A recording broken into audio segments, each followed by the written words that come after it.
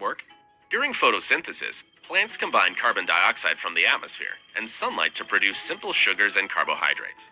But just like humans, plants can't live on sugars and carbs alone.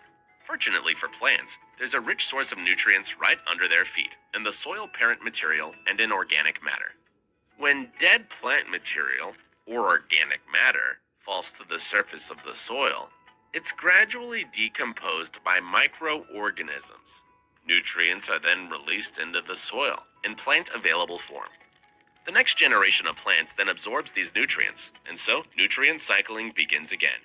We humans remove nutrients from this cycle when we take food from our fields, but these are easily replenished when microorganisms harvest nutrients from the parent material, the rocks and pebbles, and the much smaller particles such as sand, silts, and clays. At the molecular level, the parent material comprises large lattice structures which hold nitrogen, phosphorus, potassium, boron, calcium, iron, and all the other nutrients that a plant needs. With a balanced soil food web in place, plants can control the nutrient cycling that's happening in the root zone. They invest some of the sugars and carbs they produce during photosynthesis into the soil in order to feed bacteria and fungi. This causes bacterial and fungal populations to increase dramatically. The bacteria and fungi then get busy harvesting nutrients from the organic matter and parent material, absorbing these nutrients into their bodies.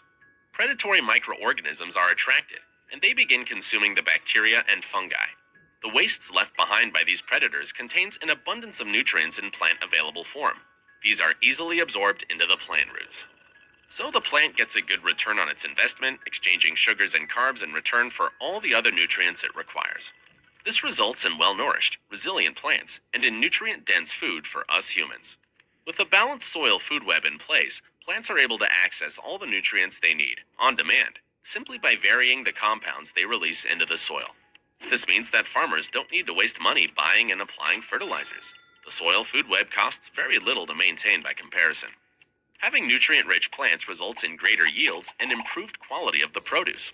Reduced costs and greater yields result in dramatically increasing profits for many farmers who have used the soil food web approach. The nitrogen-based fertilizers that farmers use are made using huge amounts of fossil fuels. Only around 40% of these inorganic fertilizers get absorbed by crops.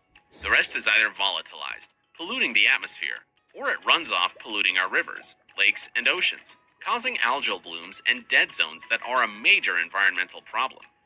So restoring the soil food web leads to nutrient-rich food for the consumer, increased profits for the farmer, and also benefits the environment. For more information about the